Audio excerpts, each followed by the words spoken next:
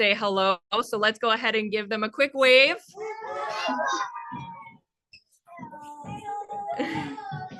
So I am joining you guys live from a classroom as well this morning for World Habitat Day. We're so happy to have you all. I would just want to give you a couple reminders before we get to our trivia. So first off, if you can let us know your school name and your country. So you just click on the 3 dots next to your face. Let us know your school name and your country. I'm joining you from Edmonton, Alberta. And what is our school name? Archbishop Joseph McNeil. So I'm with the 4-5 class here today. So if you can go ahead and change your name. During the event, if you have questions, you can type those questions into the chat, or you can use your little raise hand emoji, and I'd be happy to call on you and have you ask those questions. If you have a camera available, we would love to see your cameras and see all your smiling faces. Okay, and one last reminder, please do not unmute unless you are asked to. So we have lots of schools in here today. It can get noisy if we are all unmuting. So make sure if you do have a question, you wait until we invite you if you're going to unmute. Okay, so let's go ahead and get our trivia up on the screen. So we have a couple trivia questions to do while we wait for all of our schools to join in. In one moment. Actually, I guess I could read you guys the first trivia question while we wait for those slides to get up. So our first trivia question, and we can try typing it in the chat as well. And we are going to call on one student from this classroom as well to answer this. So my first question is, how many of the world's plant species live in the rainforest? How many of world plant species live in the rainforest? Do we think that it is 1/4, 1/3, 1/2, or 3/4? So go ahead and check with your classes. You guys can type it in the chat. And I am going to have one student from my classroom come up in front of our camera and let me know what they think the right answer is. I'll let your teacher choose who's going to come up and give the answer. So Talia, you can come right up here in front of our camera and let everybody know what you think. I'll say right now in our chat, we're getting a lot of A's and C's. So right over here on this side.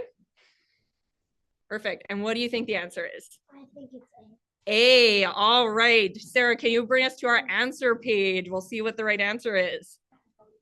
B. So about 1/2 of all plant species live in the rainforest. Has anyone here ever been to the rainforest before? Oh, a few of us. That's pretty awesome. All right, let's take a look at the next question. So our next question is, which of the following is a pollinator? Do we think it's a bee, a moth, a beetle, or all of the above?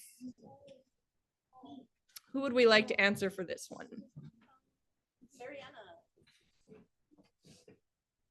Okay, and I'll say right now in our chat, I'm getting some bees. People think that bees are pollinators. I'm getting some more bees. We're getting a lot of bees. Okay, what do you think it is? I'm going to say bees. Bees? Okay, a lot of people are saying bees. Sarah, can you let us know what the right answer, please?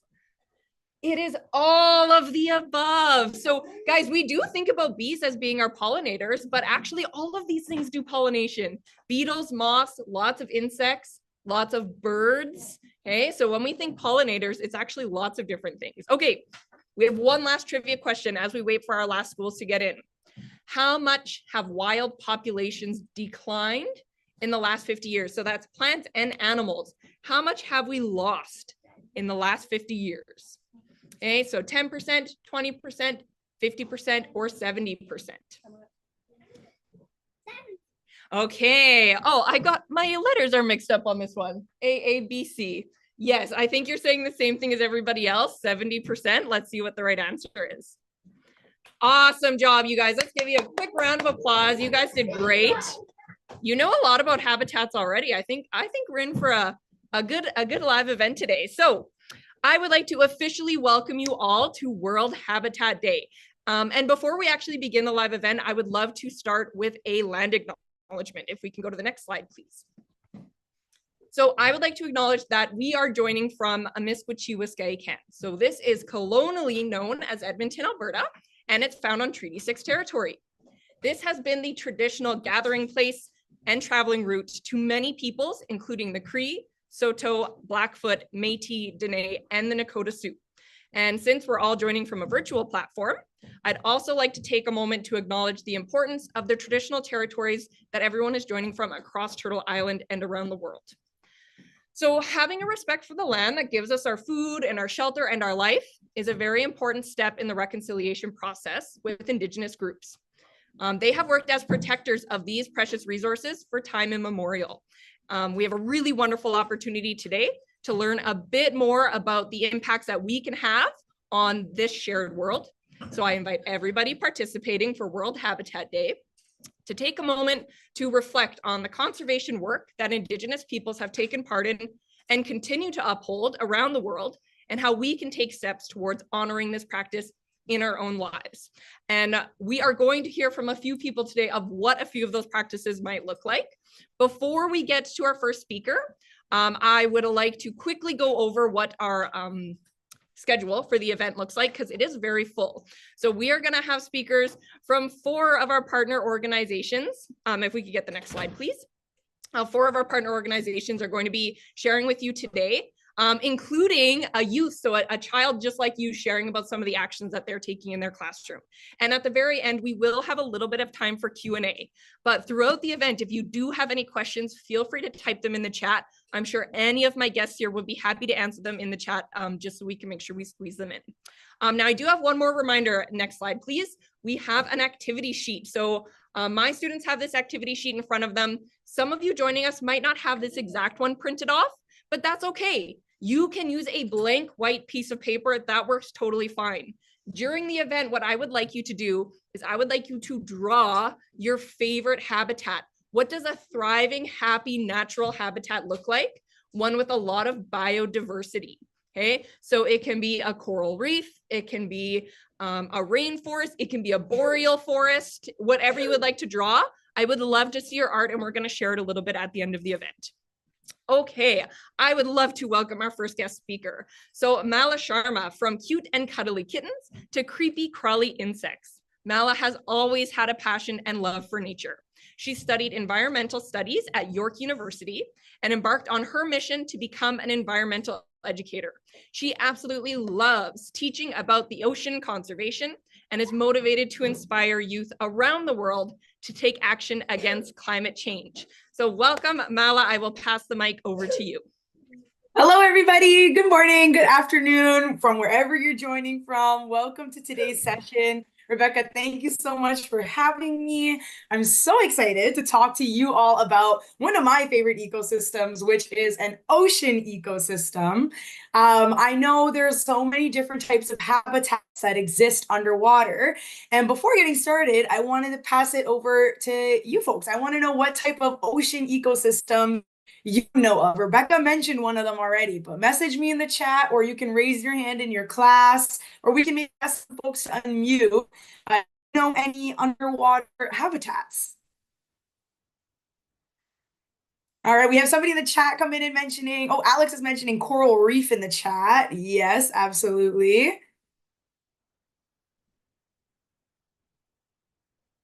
What are some other habitats? Where might animals live in the water? My class is saying rocks and schools of fish. Yeah, for sure. I see people in the chat mentioning the deep sea, underwater caves. Ooh, getting specific with the Pacific Ocean, so maybe the different oceans in the world, for sure. These are amazing answers, my friends. Today, we are going to explore an ecosystem that wasn't talked about yet, but is actually a really, really important ecosystem underwater, and that is kelp forest. But before we do, let me introduce myself a little bit more, introduce my organization and who I work for a little bit more. As mentioned, my name is Mala. I use she pronouns, and I actually have the privilege to be able to speak to you all from the traditional territory of many different nations, including the Mississaugas of the Credit, the Anishinaabe, the Chippewa, the Haudenosaunee, and the Huron-Wendat people. This land is also home to many diverse First Nations, Inuit, and Métis people. And before getting the program started, I wanted to honor this land that I'm speaking to you all from and extend my thanks to the communities who have been taking care of our wonderful land, sea, and sky since time immemorial. Now, two of my favorite ocean animals are whale sharks and sea slugs. I think they're absolutely wonderful. Sea slugs, especially because there's so many different kinds of them. And they live all around the ocean in so many different kinds of habitats. I work for Ocean Wise, and Ocean Wise is focused on helping protect the ocean and address three major issues in specific, which include ocean pollution, overfishing, and climate change. I'm here today to talk to you all about our wonderful ocean and one ecosystem in specific. Now, one thing that us as humans, we need in order to survive is oxygen. And oftentimes when we think about where we get our oxygen from, we might think of trees and forests that grow on land. But what if I told you that there's actually an underwater forest and our ocean is responsible for producing more than percent of the oxygen that we breathe? But underwater forest and that ecological habitat that I'm talking about is kelp forests. These ecosystems are incredibly rich in diversity, and they play a very, very important role in ocean and even land health. So today we're going to explore seaweed. We're going to talk about different animals that live inside of kelp forests, the threat that they're facing, and maybe come up with some solutions to help protect the kelp forest. My friends, kelp is something that we have all probably heard. It's seaweed. But seaweed is really, really important. It's found all around the world.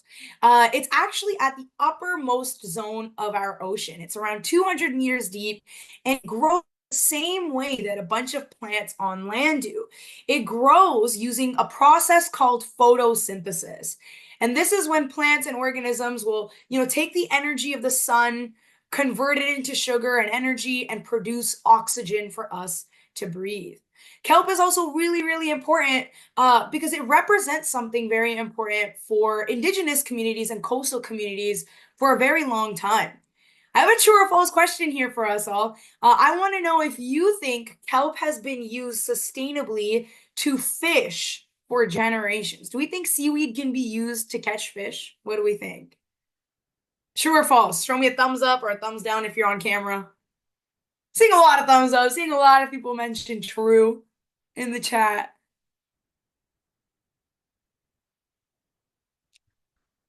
Oh, you all got it. Everybody's guessing true, and you would be absolutely correct. It is definitely true. My friends, communities have used seaweed for generations to catch fish. In fact, reef net fishing, which is this top picture here, was practiced by many different coastal communities to harvest salmon.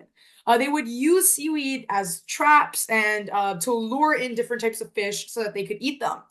Kelp is also used to harvest herring eggs, which is a really common delicacy for a lot of different coastal communities like Salish communities and the Haida in British Columbia. They would use kelp to kind of trap, well, whales and fish, Pacific herring, they like to lay their eggs on top of kelp.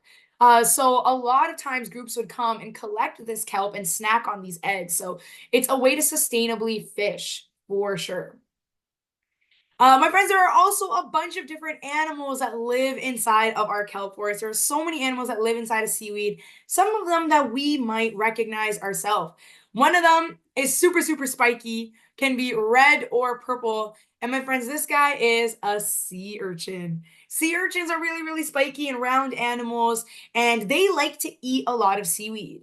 They actually crawl around using these little tentacles that grow on their bodies, and they crawl along the ocean floor. This is what it looks like when they're using their tentacles to kind of crawl on the ocean floor. Kind of weird. They look a little strange.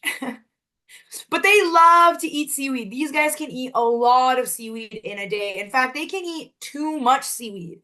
There's another really important animal that lives inside of that ecosystem that helps protect it. It's actually a keystone species, meaning that without this animal, the kelp forest would not survive. In fact, some people in the chat are mentioning what that animal is, and it is in fact sea otters. Sea otters love to eat sea urchins. Mother sea otters will use seaweed to wrap their babies in as like a kind of like a daycare so that their babies don't float away in the water. But they'll also eat a lot of sea urchins. Male sea otters can eat around 50 sea urchins in a day. So imagine how much a whole family can eat. These guys are super cute, super cuddly, and they have a really important role to play in our ocean. Kelp forests are very, very complex, delicate, and biodiverse ecosystems that have so much life. There are so many animals that live inside of this habitat that all rely on each other. And just like most habitats around the world and in our ocean, it's really, really important to maintain balance because the absence or the removal of one animal can have a really, really big impact on these ecosystems. For example, the connections and relationships between sea otters, sea urchin, and kelp is a really, really strong relationship in our ocean. For example, kelp grows and it becomes a habitat. It becomes food and oxygen and safety for thousands of organisms like the sea otter and like sea urchins. Sea otters rely on that kelp as home and for protection, and sea urchins will use it also as a home and for food. But sea urchins can end up eating way too much kelp and destroy that ecosystem. So balance is really, really important. At one point, sea otters were actually hunted to extinction in British Columbia. And that meant that there weren't many animals around that could help control sea urchins. Without sea otters, sea urchins grew a lot in numbers and they ended up eating a lot of the kelp. And what did that mean for that ecosystem? It meant that we now had sea urchin barrens, meaning that sea urchins kind of took over the ocean. This is what it can look like when there's too many sea urchins in the ocean and they've removed all of the kelp.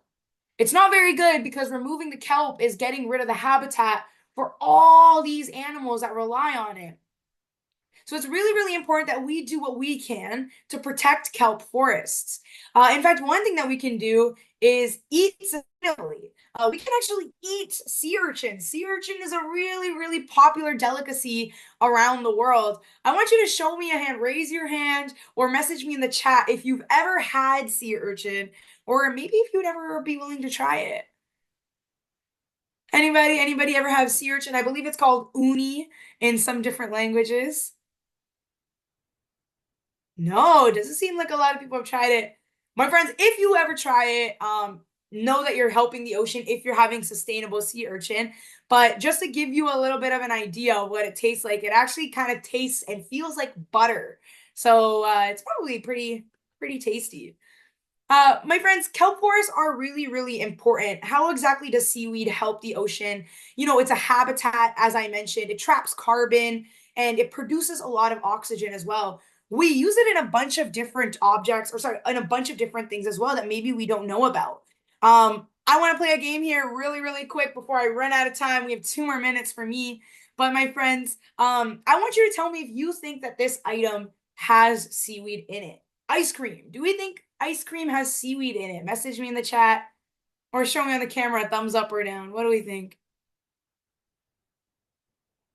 Ooh, getting a lot of no's.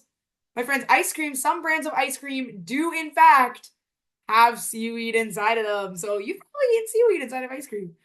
What about sunscreen? Do we think sunscreen has seaweed inside of it? Ooh. Getting a lot of different answers, getting a lot of yeses and a lot of no's. I'll show us the answer in 3, 2, 1. The answer is, in fact, yes. A lot of sunscreen brands that we use will indeed have seaweed inside of them. And last but not least, toothpaste. Are we cleaning our teeth with seaweed? What do we think? If it's in ice cream, odds are it's also in toothpaste. I see a lot of people guessing true, and you would be absolutely correct. It is also in a lot of different types of toothpaste as well. My friends, we use seaweed for a lot of different things and we use it every day. So it's really, really important to do what we can to protect kelp forests. At OceanWise, we have a team dedicated to growing kelp in our ocean. We swim through the ocean. We grow these tiny little baby kelps inside of our lab, and we put them back into the ocean to grow. eventually growing these massive kelp forests, right? And providing a home and a habitat to many different animals. Kelp forests are really, really important because, you know, they're very, very sustainable and they grow really, really fast. They're important for animals and also for us. So we need to do what we can to protect these habitats and these ecosystems. Some things that we can do to help do that is eat sustainable seafood. So you can eat things like sea urchin. You can also eat seaweed to kind of make it more popular. Another thing that you can do is buy sustainable seafood from Ocean Wise that we've recommended to make sure that, you know, you're doing what you can to be conscious about what you're bringing to your table. You can also learn and support about organizations and initiatives around you to kind of you know, be part of the learning process, and you can also share the knowledge. So if you learned something new today, you can go and tell your peers what you learned and hopefully keep that conversation going. All right, that is all for me. Thank you all so much for giving me an opportunity to talk to you all about seaweed. I hope you all enjoyed the program. I'll pass it back for the next speaker. Wonderful. Thank you so much. I'm going to warn you, our school had a practice lockdown during that presentation. We're back now. I don't know if we got every part of it, so hopefully there were some great questions. Before we move on to our next speaker, I know that Mala has to possibly hop out a bit early, and I don't want her to miss this, but we like to do a group photo for our activities that we do. So for our group photo, what we're going to do is we are going to do hands up for habitat. So I'm going to count down from 3, 3, 2, 1, and we're all going to put our hands up for habitat. So I'm just going to turn my camera around so that my kiddos can be in the picture Can I too. talk to Mala? Just a second, Bentley. We see you. All right, so we are going to go 3, 2, 1. Hands up for habitat. Beautiful. Let's do one more just to make sure that we got it. Ready? 3, 2, 1. Beautiful. Okay, Bentley, you can go ahead and ask your question before we get to our next speaker. Mala, I see you got a whole bunch of fish in the background. I do. This is a recording of an aquarium. I am not underwater, unfortunately, but I like to have different types of fish swimming around behind me. This would be a lot of coral reef animals, so a lot of reef fish swimming behind me. Wow, I thought it was real. It is a real aquarium. It is a real tank. We just recorded it and I use it as my background, so y'all can see some cool fish. Oh, wow. Yeah. What's your favorite fish? Oh, my favorite fish? I did say whale shark. Yeah. Awesome. Thank you so much, Bentley. Okay, so I am going to go ahead and introduce our next guest, if we could get our introduction slide up, if possible. Our next guest is Adriana, who is joining us from GreenLearning. So Adriana manages the development of GreenLearning's education programs and projects. She loves turning student learning into action by working on hands-on projects with students and teachers across Canada. With a BA in environmental studies, she has ample professional experience in stakeholder engagement and program coordination in the environmental and nonprofit sector. So I am going to now pass the microphone over to Adriana to talk to you guys a little bit about one of the ways that you can take action for the environment today. Thanks so much, Rebecca, and hello, everyone. Thank you so much for having me today. My name is Adriana, and I'm so excited to be here to celebrate World Habitat Day with you all. So I work for a place called GreenLearning, where we create really fun activities all about the environment for kids just like you. We also like to make sure that student voices get shared all around the planet, so we have something called e-cards. So right now, you have a piece of paper in front of you, and you'll get the chance to share your drawings, your thoughts, your opinions, and your understanding of what the presenters today are talking about. So my job is to actually take those messages and that artwork that inspires you based on what we talk about today and help you share them with the world. Now, I'll just share my screen really quickly here to provide you with some really great examples of e-cards that students have submitted in the past. So these are from students from grades 2 all the way to grade 12. So each of these images and blocks and texts were submitted by different students from around the world. So if you want to write something, you can. If you want to draw something, you can. Really great. We've got some really fantastic like underwater e-cards here that look really neat, which I absolutely love. So basically what happens is with the help of your teacher or a grown-up, we actually take your artwork and help you get it online. So with your e-cards, we take your work and we put it on our website for anyone to see and to learn from your message. And we also send an email to anyone you think could help make a difference. So if there's a teacher, a principal, a politician, a business person, or even a celebrity that you think should hear your message or take a look at your artwork, we actually send that artwork to the person and that lets them know what you care about. So we take your message and we get it to the grown-ups and adults that are able to help make a difference. So when you're done our session today and you're done with that really great artwork, or if you want to do any texts or quotes or anything like that, write down anything that inspires you. Please give your sheet to a teacher or a grown-up and they will help submit it on our website. So I know teachers are very busy, so if you also like to email them to me, I can get it up on our website and we could also forward it to any type of adult or politician or even celebrity that you'd like to forward it to. So I'm so looking forward to seeing all of your artwork at the end of this session. I'm just so excited to see all of that. So I will pass it back to Rebecca here and we can chat more. Wonderful. Thank you so much. I see all of the kids in my classroom are working really hard at their e-cards right now. I will say one more thing. If you are drawing an e-card right now, it is a great idea to flip it over and on the back, write a message for biodiversity or a message for habitat. What is one thing you want people to know about habitats, right? Something you want people to do. Do we want to help turtles? Are we against pollution? Do we love trees? What is your message for Habitat Day? If you put those on the back of your e-cards, and that's even better, we can put a message with them as you send them in. We'll do one quick question from Mathia before we move on to our next speaker. Do you know Taylor Swift and Billie Eilish and Justin Bieber? So I don't know any celebrities personally, but we could always try, finding their information and trying to get your e-card to them. We're also trying to really send, show many people our e-cards gallery. So hopefully if we get enough e-cards in one day, it'll get enough traction for many people to see and many people to look at on our website. Great question. Wow, I thought you knew Taylor Swift. So much for the questions. That's great. Okay, up next, I'm going to introduce, we got two more speakers still, lots to get through. So our next speaker is Louisa Kino.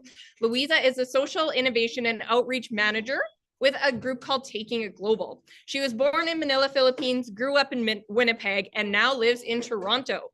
She is a global motivational speaker who is passionate about advocating for youth mental health, gender equity, and human rights. And in 2018, she became one of the youngest top 25 RBC Canadian Immigrant Award recipients and the youngest RBC Award youth recipient. So we are in great hands.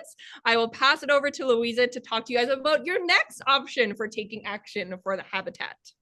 Awesome. Thank you so much, Rebecca. And thank you everybody for being here. Happy World Habitat Day. I'm so excited to be here with you and to share a cool challenge that we have going on here at TakingITGlobal. So we have a super exciting classroom challenge that I'd like to share with you, and it's called the Low Carbon Classroom Challenge. We've made a platform called Commit to Act, and you can use it to track your actions that are helping the environment. So for example, if you use a reusable water bottle, you walk to school, you bike to school, or you take the bus, you're doing things that are helping to fight climate change. You can even compare your impact and compete against your classmates and other young people across the world.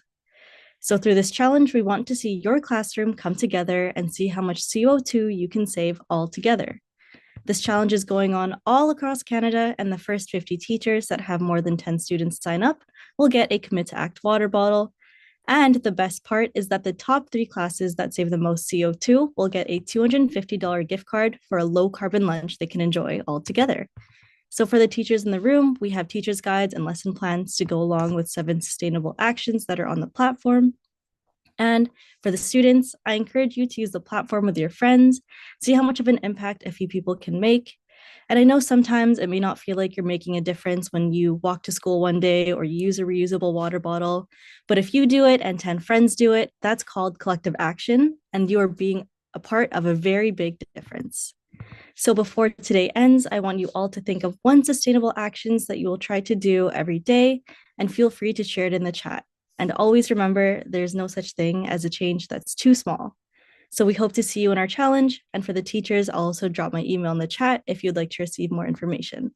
Thank you again, everyone, for being here, and happy World Habitat Day. Wonderful. Thank you so much. So a really great way for any of our schools participating teachers, if you're listening, you can win a sustainable lunch for your classroom by logging actions on this Commit to Act app. Now, I will be sending up a follow-up email after this event to all of the schools that are registered, and we will have links to this in case you didn't quite get the QR code. So we do still have an option for you to join in and start logging some action. So if any of the students listening have an idea of a sustainable action they're doing in their life, using a reusable water bottle, eating a vegetarian meal, you can type them in the chat. We would love to see what you guys are doing for Habitat Day. Okay, I have one last presenter I would like to share before we get to our Q&A. So if you have questions, hold on to them. We are almost there. So our final presenter is Armin. Armin is a high school student from W.P. Wagner School in Edmonton, Alberta. Armin likes to read books and even write stories of her own. She's passionate about nature and is currently working on school initiatives to promote biodiversity in her community. So Armin, you can go ahead and unmute, and we would love to hear about what you were working on in your school. Hello, everyone. My name is Armin, and as we know, I go to W.P. Wagner in Edmonton. So happy World Habitat Day, and I'm going to start off with who I am, because you're probably wondering, who exactly am I? So, next slide, please. I am a Canadian high school student, which means that every winter I brave the cold just to get to class, where I learn a lot about the world and also get a lot of homework. But don't let that scare you. It is pretty fun. I am also a crafter. I like to paint things and embroider things. I do a lot of different mediums, and sometimes I like to mix them too. Another thing I like to make are terrariums. These are little jars filled with plants that survive all on their own. Terrariums combine my love of making things with my love of plants. I like learning about plants and mainly trying to keep them alive. I am also part of ENN. ENN stands for Education Nature Nexus, a program connecting kids worldwide and helping them learn more about the natural environment and engaging in biodiversity conversations and taking action. We put a lot of importance on environmental education, for youth especially. We foster global citizenship, connecting people from all around the world into one online community. ENN also supports actions that youth want to take. We have conversations and connect with others, working towards the United Nations Biodiversity Conference later this month called COP16. So how exactly do we prepare for COP16? We do different challenges. These challenges involve 2 steps. After getting asked our big question, something like, how has your biome influenced the way you live in your culture and identity? We think about the answer and write it down. The next step is thinking about how we're going to share it with the rest of the world. Social media is an amazing tool for this. Have I gone to Edmonton in the car? You can do different posts and videos. These are all great ways to show your knowledge and thoughts with everyone else. So outside of ENN, what can we do? Because each of us can make a difference, no matter how small our actions may seem to us. To start off with, I'll tell you what I'm doing. At my school, we're putting up interpretive signs in the forest at the back of our school. These signs will be informative and give fun facts about different spots that we want to highlight. Things like fun tree species and squirrel nests. After identifying these spots, we have to research them and design these signs. After that, we build them up and set them up. Currently, we're only at the design stage, so we still have a lot left to do. So now, what can you do? Whether it's something you're doing at home in your backyard or something at school, everything is something. So start small. The little things are super important. And you don't have to be alone either.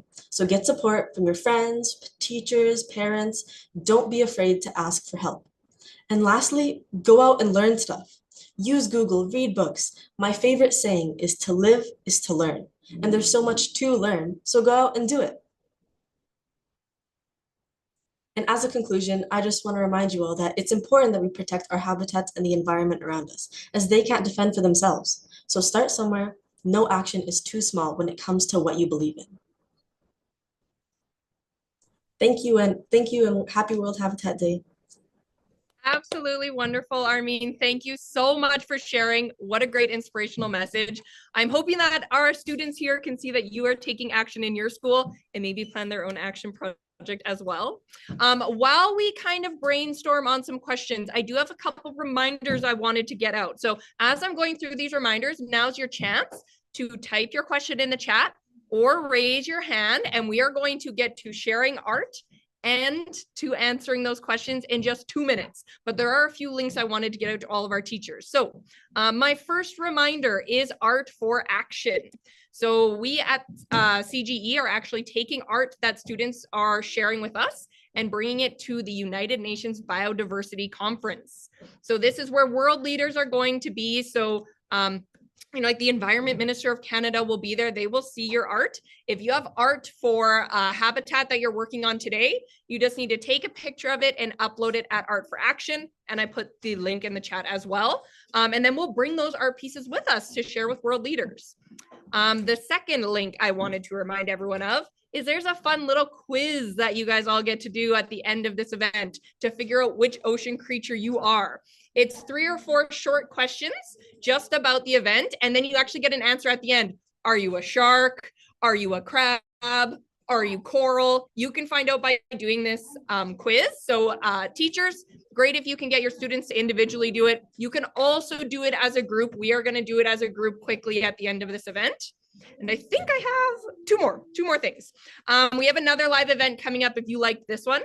We will be coming to you live from that UN Biodiversity Conference. So you can actually talk with students like Armin who are in Colombia at that conference, meeting with world leaders, and you can ask them questions and talk to them about what it takes to be a climate and environment activist.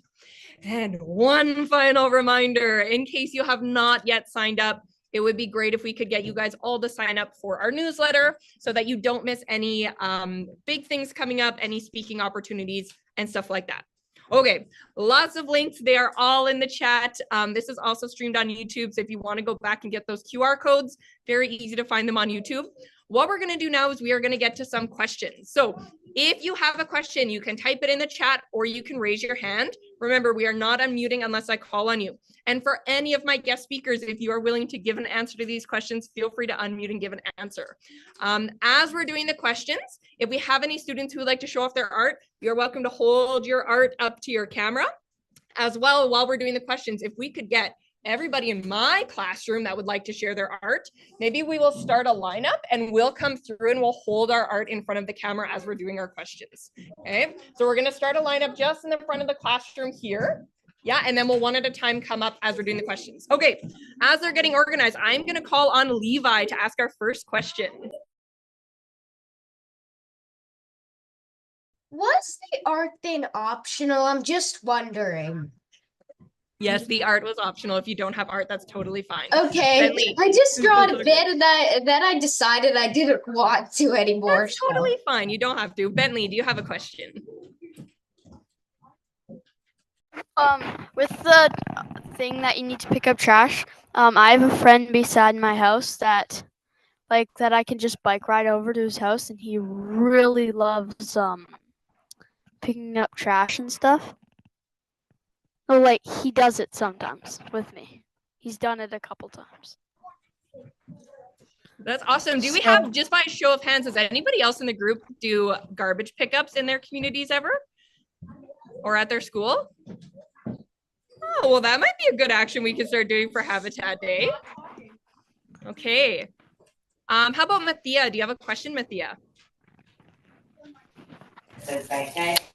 My question is Loza a celebrity?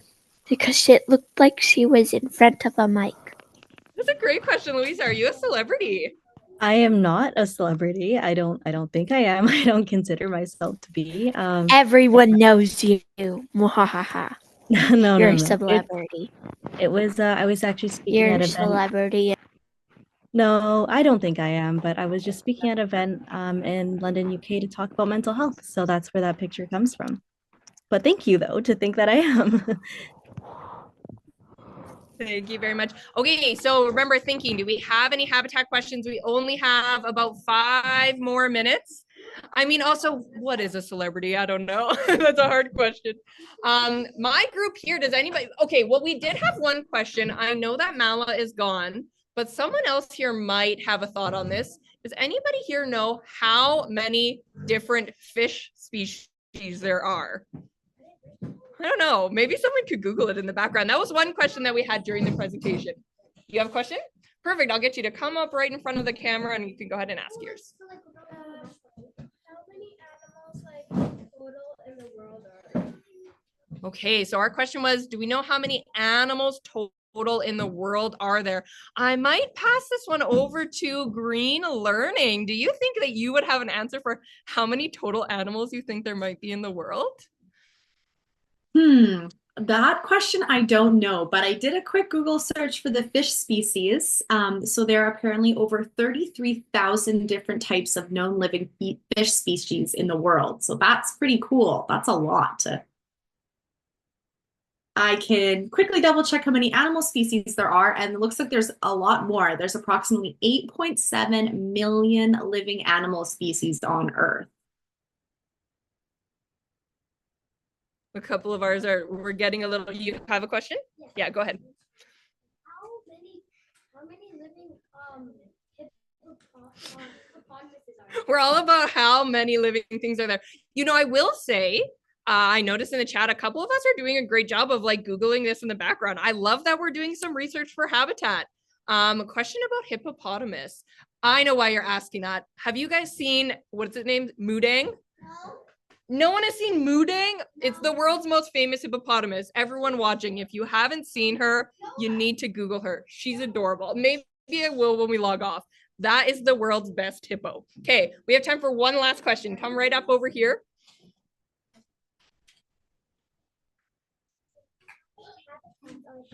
How much habitats? So you mean area wise? Okay, so we did have that great question in the trivia asking how much habitat have we lost? And I think it was something like 50% have been lost. Was it 75?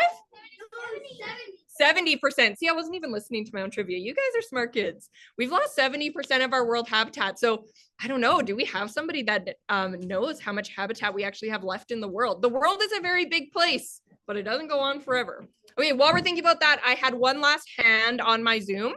So I'll pass it to Bentley to do our final question before we say goodbye. Oh, I don't know why my hand was raised. Oh, you don't have a question? That was our last one. Okay. No, it wasn't. Jason has one last question.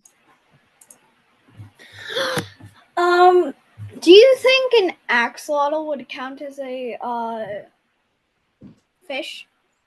Or an axolotl counting as fish? You know, I think I can actually answer this one. I believe an axolotl, actually, yeah, you guys can tell me, what do you think? Is an axolotl a fish? Thumbs up for yes. It's a salamander, I think. Down for no. What do we think? It's a a lot of us are saying yes. I it's think a salamander. A salamander. So salamanders, I think, are amphibians, I think. So similar to fish, but not quite the same. If you guys check out the eCard gallery, there's lots of axolotls on there. A lot of our kids love axolotls. So if you have an axolotl picture you want to upload, send it over to GreenLearning or send it to me and I can forward it to them. They would love to share that. Now I'm just going to pop this in the chat one more time because you guys do have 5 more minutes technically before our time is done. So what I would like everybody to do with their last 5 minutes after we log off is do our which sea creature quiz are you? So as we say goodbye, I want to make sure that we all have a chance to click on that link and submit our answers. And before we log off, I do want to say thank you so much to all of our guest presenters.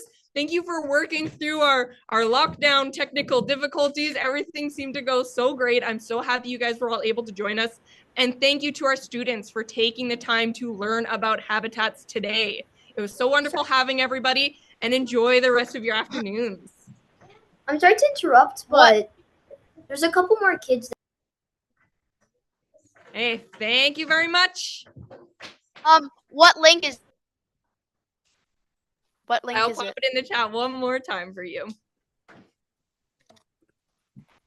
All right.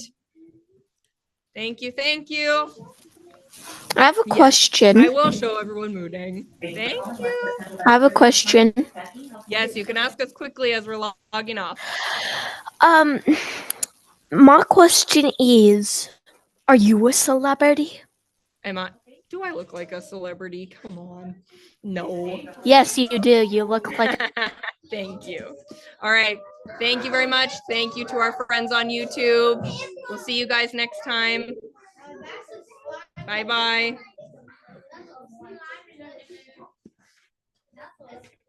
All right, that is mooning.